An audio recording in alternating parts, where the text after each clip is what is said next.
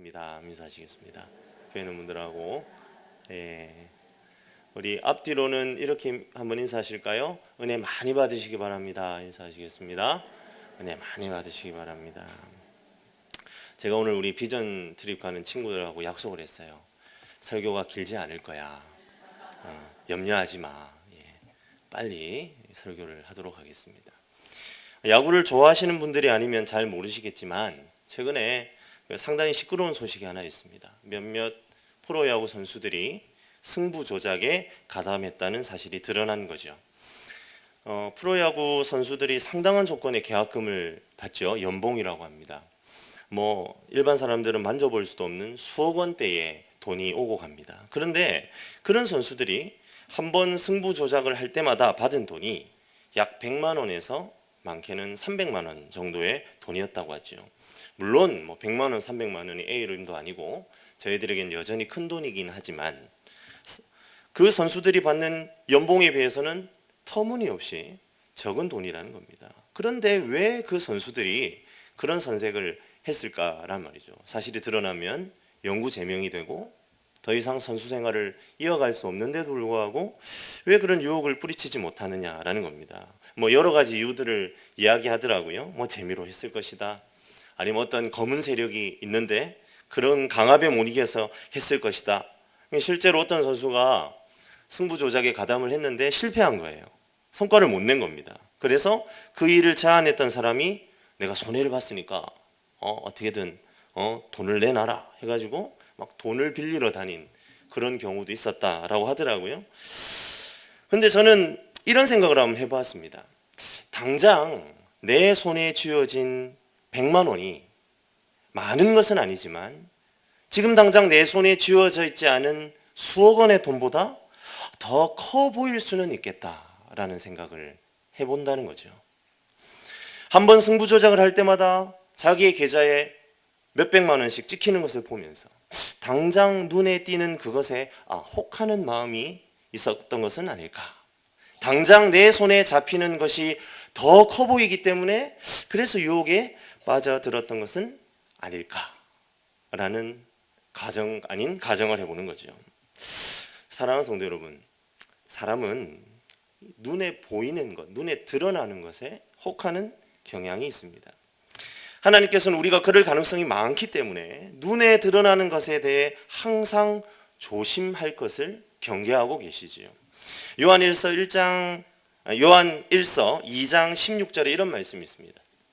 이는 세상에 있는 모든 것이 육신의 정욕과 안목의 정욕과 이생의 자랑이니 다 아버지께로부터 온 것이 아니요 세상으로부터 온 것이다. 그렇게 말하고 있어요. 겉으로 드러나서 우리의 눈을 현혹할 만한 그 무엇은 절대로 기준으로 삼으면 안 된다는 겁니다. 왜냐하면 그것은 우리의 아버지 되신 하나님께로 오는 것이 아니라 세상으로 말미암는 것들이기 때문입니다. 그래서 성경은 철저하게 눈에 드러난 것과 반대로 내면의 가치를 소중하게 여길 것을 언제나 권면하고 있는 것이죠. 오늘 본문은 어떤 내용입니까? 예수님의 명성이 자자해지자 유다 각지에서 바리새인과 서기관들이 율법 교사들이 갈릴리로 몰려듭니다. 예수님은 여러 병자들을 고치며 가르치시고 있는 중이지요. 예수님께서 머물러 계시는 집에는 이미 사람들로 가득 차 있습니다. 그때 갑자기 예수님이 계시던 집에 지붕에 구멍이 생기더니 한 사람이 뉘어져 있는 침상이 이렇게 달아 내려져 오는 거죠. 예수님 당시에 집의 지붕은 대부분 커다란 나뭇잎으로 덮은 다음에 진흙을 이렇게 바르는 형태였다고 해요. 그런데 오늘 본문 19절을 보시니까요, 기와를 벗기고 병자를 침상째 무리 가운데 내렸다라고 되어 있습니다. 그러니까 예수님 당시에 지붕에 기와가 있었다라는 것은 이 집이 매우 부유한 사람의 집이었다라는 것입니다.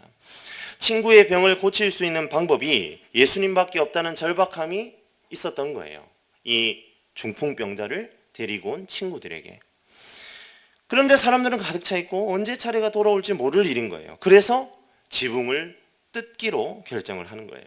부자의 집입니다. 엄청난 재정적인 부담을 요구할 수도 있어요. 그러나 친구를 살려야 한다는 일념으로 그대로 시행합니다. 친구를 들쳐매고 온 사람들이 얼마나 간절한 심정이었는지 우리가 이 말씀을 통해 알 수 있는 거죠. 이렇게 친구의 침상을 집 지붕을 뚫고 달아내려 예수님께서 그 사람을 딱 보고는 어떻게 하기를 원합니까?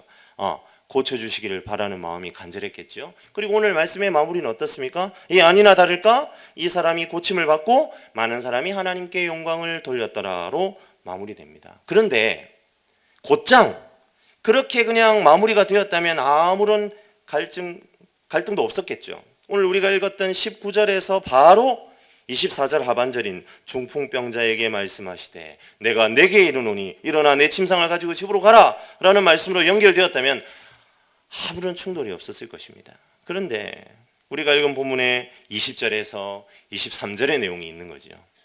그러자 보니까 오늘의 이야기는 어떻게 됩니까? 복잡해지는 겁니다. 그리고 우리에게 또 다른 커다란 의미를 던져주고 있는 거죠. 친구들이 죄송합니다. 오늘 발음이 자꾸 새네요. 중풍병자를 어떻게 했습니까? 달아내렸습니다. 그리고 예수님께서 20절에 이러한 그들의 모습을 보시고 이렇게 이야기하십니다. 우리 20절 말씀을 이렇게 말이 꼬일 때는 저를 도와주셔야 돼요. 20절의 말씀을 같이 한 목소리로 읽도록 하겠습니다. 예수께서 그들의 믿음을 보시고 이르시되 이 사람아 내 죄 사함을 받았느니라 하시니 아멘. 예수님께서 중풍병자와 그를 데리고 온 사람들의 믿음을 보셨다라고 오늘 말씀에 기록되어 있죠. 우리는 여기에서 두 가지를 주목해 보아야 합니다. 먼저 주목할 것은 예수님께서 그들의 믿음을 보셨다는 것이고요. 두 번째로 주목해 보아야 될 것은 그들의 믿음으로 죄 사함을 받은 것은 한 명이라는 거예요. 그 중풍병자를 데리고 온 사람, 이 마가복음의 똑같은 평행 본문이라고 하죠. 똑같은 내용을 담고 있는데 거기에서는 4명이었다고 말합니다. 4명이 한 명을 메고 온 거죠. 그럼 총 5명입니다. 5명의 사람들의 믿음을 보셨다라고 합니다. 중풍병자의 믿음도 포함됩니까? 예, 그럼 포함되죠. 왜요? 방금 제가 말씀드렸잖아요. 한 사람이 죄 사함을 받았대잖아요. 그 한 명이 누구겠습니까? 예, 중풍병자겠죠. 그런데 가만히 이렇게 들여다보면 이상합니다. 그들의 믿음, 분명히 믿음은 그들의 믿음이라고 하였는데 예수님께서 죄 사함을 베푼 사람은 한 명뿐입니다. 왜 한 명에게만 그것이 주어졌을까요? 이 부분을 놓고 여러 학자들이 이런 얘기도 하고 저런 얘기도 하고 많은 논쟁을 벌이지만 제가 생각할 때는 답은 하나입니다. 그들의 믿음의 출발점이 누구란 말입니까? 바로 이 중풍병자였다라는 것이지요. 그리고 예수님께서는 그 중풍병자의 증상만을 보신 것이 아니라 마음의 믿음을 먼저 보시고 죄 사함을 선포하셨다라는 것입니다. 중풍병이라는 것이 사실 지금 이 시대에도 온전하게 낫는 것이 쉽지 않은 병이지 않습니까? 우리의 신체의 절반의 팔, 다리 또는 팔이나 다리 중 하나가 마비가 일어나는 증상입니다. 잘 움직일 수 없는 뇌혈관에 뇌출혈이 일어나서 뇌 손상이 일어나면서 우리의 운동 감각이 마비가 되는 그런 병이죠. 그러기에 예수님 당시에는 어땠을까요? 지금도 고치기 어렵지만 그때 당시에는 불치의 병이죠. 우리가 오늘 읽진 않았지만 앞선 5장 12절에서 16절에는 나병 환자, 지금 현대로 표현하면 한센시 병을 앓는 사람이 있었죠. 그 나병도 불치의 병이었고 그 나병 걸린 사람은 어떤 취급을 받았냐면 죄인 취급을 받았어요. 마찬가지로 이 중풍병도 불치의 병일 뿐만 아니라 이 사람은 뭔가 문제가 있는 사람이다. 죄를 지은 사람이다. 저주를 받은 사람이다 라고 판단되었다는 거죠. 그러한 중풍병에 걸린 사람의 마음속에 일어난 믿음이 무엇입니까? 예수님께 나아가면 완전하게 고침을 받는다는 믿음입니다. 그 믿음이 그 중풍병자를 데리고 가는 친구들의 마음 가운데에 동일한 마음으로 동일한 믿음으로 공명이 일어났겠지요. 그런데 그와 더불어 예수님께서 이 병을 고칠 수 있다면, 이 불치의 병을, 이 저주받은 병을 고칠 수 있다면 그분은 단순히 랍비가 아니라, 단순히 선생이 아니라 바로 하나님의 아들 메시아일 것이다 라는 믿음이 그 중풍병자에게 있었던 것입니다. 그러하기에 예수님은 그 믿음을 보시고 죄 사함을 선포하시는 거죠. 그 간절한 그 병자의 마음 가운데에 죄사함을 먼저 선포해 버리시는 겁니다. 근데 제가 아까 말씀드렸죠? 죄사함 말고 그냥 병 고쳐 주셨으면 좋았을 텐데, 그리고 나중에 살짝 불러서 야, 너 죄사함 받았어, 이렇게 하시면은 문제가 없었을 텐데, 그렇게 먼저 죄사함을 선포하니까 그 바람에 그 자리에 진을 치고 있던 바리새인과 서기관들이 들끓기 시작하는 겁니다. 우리 다시 한번 21절을 한 목소리로 읽도록 하겠습니다. 21절입니다. 시작. 서기관과 바리새인들이 생각하여 이르되 이 신성 모독하는 자가 누구냐? 오직 하나님 외에 누가 능히 죄를 사하겠느냐? 생각하여, 말을 한 게 아닙니다. 마음속에 그런 마음을 품었다는 거예요. 그런데 우리 예수님께서는 알아차리시죠. 예수님의 죄 사함의 선언을 문제 삼습니다. 마음속에. 지금 이 자리에 와 있는 바리새인과 서기관들이 어떤 사람이에요? 쉽게 얘기하자면 이스라엘 내에 내노라는 종교 지도자들입니다. 율법에 정통했고요, 학식이 충만합니다.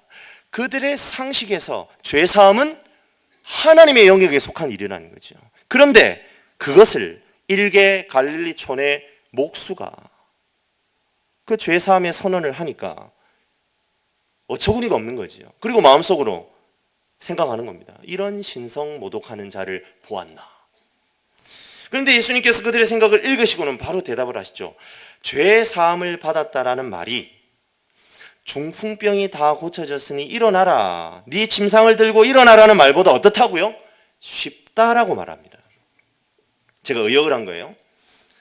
그렇게 말씀하지 않았는데 그 내용의 의미가 그렇단 말입니다. 죄 사함을 받았다라는 말이 중풍병이 고쳐졌다는 말보다 쉬운 말이다라고 말씀하십니다. 무슨 의미냐면 이런 말입니다.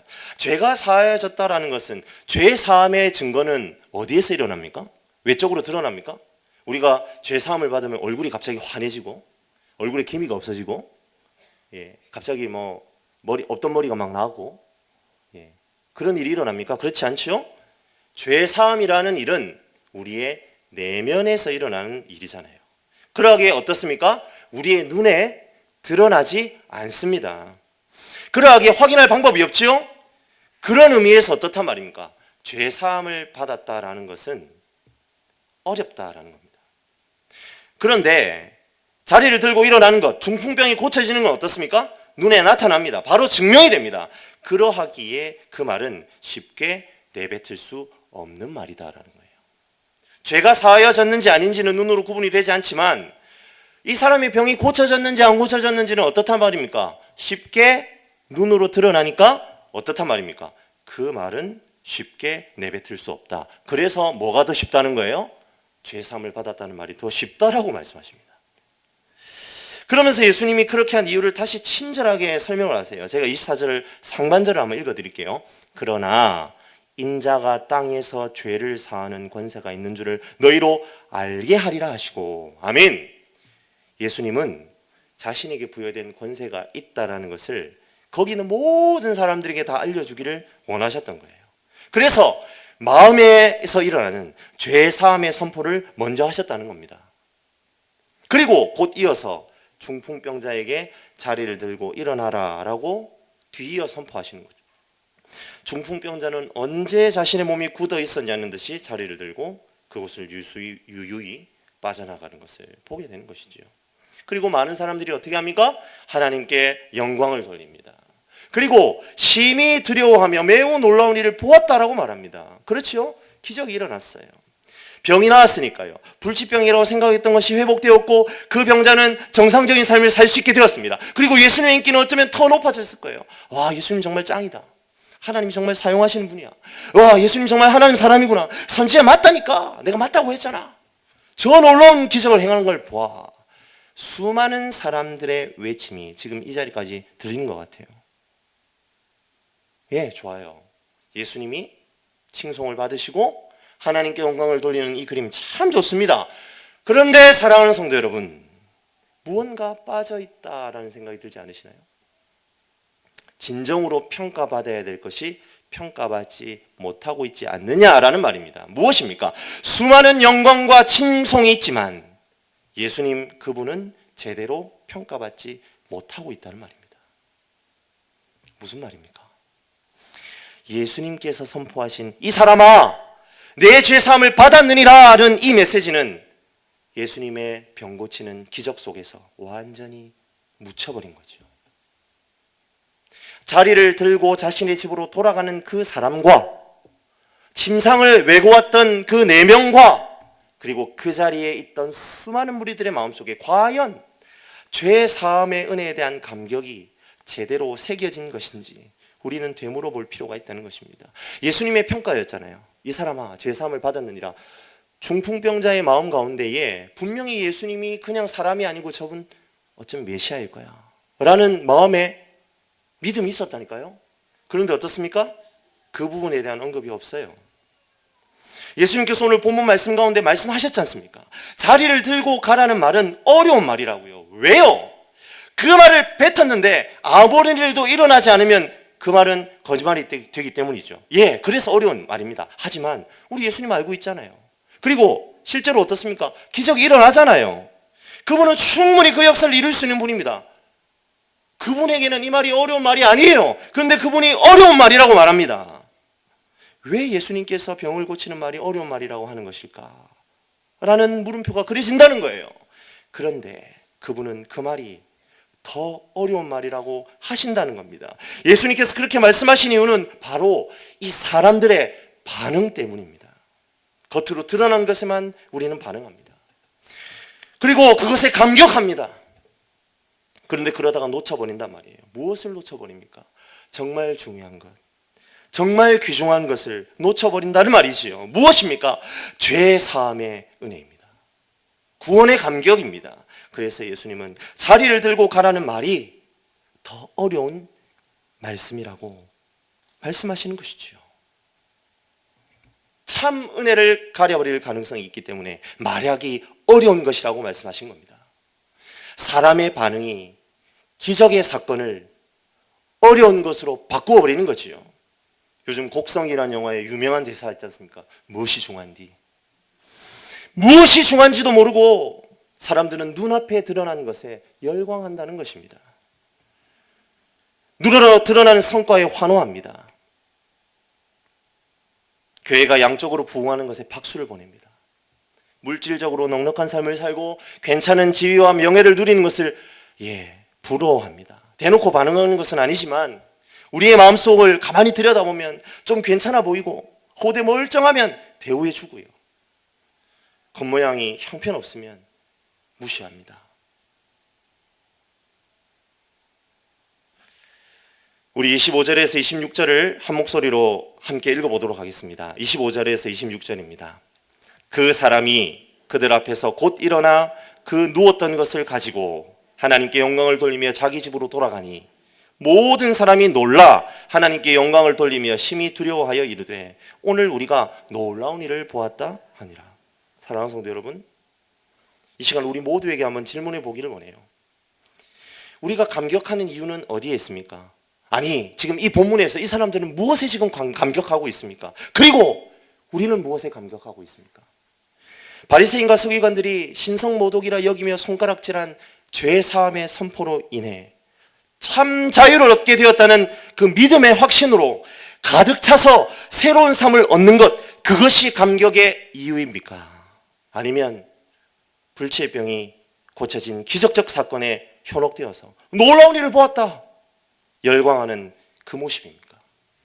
그것이 나의 모습입니까? 아니면 앞선 새로운 삶을 얻은 것에 대한 감격으로 인하여 주님을 찬양하며 높여드리는 것이 나의 모습이냐는 말이지요. 만약 우리의 눈이 그저 드러난 것에 머물러 있다면 우리는 오늘 본문에서 비난의 대상이 되어 있는 이 바리새인과 서기관과 별반 다를 것이 없습니다. 쉽게 얘기하면 믿음 없는 사람과 똑같다는 거죠. 왜 믿음 없는 사람입니까? 바리새인과 서기관들은요, 예수님을 메시아로 인정하지 않았습니다. 예수님은 하나님의 아들이시고 제3의 권세가 있는 분이신데 그것을 인정하지 않았습니다. 왜냐하면 예수님을 믿지 않았기 때문입니다. 반면에 기적적인 사건에 함몰되어 그것에만 취하여서 하나님께 영광을 돌리며 박수를 보내는 사람들은 어떻습니까? 또 다른 한 면을 못 보고 있는 거예요. 바로 그 중풍병자의 내면에서 일어난 일입니다. 죄 사함의 사건, 구원 사건. 그런 의미에서 그들도 바리새인과 서기관처럼 똑같이 믿음 없는 사람입니다. 사랑하는 성도 여러분, 이 시간 우리의 영안이 열리게 되기를 간절히 축복합니다. 영혼에 대한 관심을 회복하기를 간절히 소원합니다. 눈에 보이는 것에 우리의 생각과 판단 기준이 머무르게 되면 우리에겐 아무런 일도 일어나지 않았다고 자리에 주저앉을 수밖에 없습니다. 특별히 오랜 기도의 제목이 응답되지 않아 지쳐있는 사람들에게는 눈에 보이는 그 무엇이 없으면요, 낭망하게 되는 거죠. 근데 왜 낭망하게 되는 것이냐면 감격의 이유가 잘못되어 있기 때문입니다. 우리가 참된 감격의 이유를 회복한다면 그때에는 이야기가 달라지는 것이죠. 우린 이미 가장 큰 문제인 죄사함의 문제를 해결받는 사람입니다. 아멘입니까? 하나님의 약속을 붙들고 나아가야 합니다. 오늘 이 시간 예수님께서 우리 한 사람 한 사람에게 묻고 계시는 거예요. 너희는 내면에 이미 시작된 그 사죄의 은총으로 살아있느냐? 눈에 드러난 콩고물로 하루하루를 버티며 살아가는 그런 존재냐? 뭐라고 대답을 하시겠습니까? 아무리 어려워 보이고 힘든 문제가 내 앞에 있다 할지라도 그것은 내가 해결받은 죄 문제보다 클 수 없죠. 오히려 이제 나에게 있는 문제는 내 인생의 걸림돌이 아니라 하나님을 의지할 수 있는 기도의 제목이 되는 것입니다. 눈앞에 무엇이 보이지 않는다 할지라도 내 안에 감격이 사라지지 않아야 그것이 정상인 거죠. 부족한 것이 있다면 그것이 기도하라는 뜻인 줄 알고 더욱 기도에 힘쓰며 나아가는 것이 바로 우리가 하나님 앞에 감당해야 될 일인 것입니다. 이 밤에 하나님의 음성에 귀 기울이는 저와 여러분들이 되시길 간절히 축복합니다. 우리의 감겨져 있는 영안이 열리게 해달라고 구하는 귀한 시간이 되기를 원합니다. 이미 엄청난 것을 해결받은 자가 누려야 할 것은 구원의 감격입니다. 내 안에 그 감격을 회복합시다. 그때에 하나님과의 관계가 다시 온전해질 수 있습니다. 그리고 내 삶이 질서를 잡아갑니다. 그 비밀을 깨달아 알아가는 저와 여러분들이 되시길 주님의 이름으로 간절히 축원합니다. 우리 시간 다 함께 찬양하겠습니다.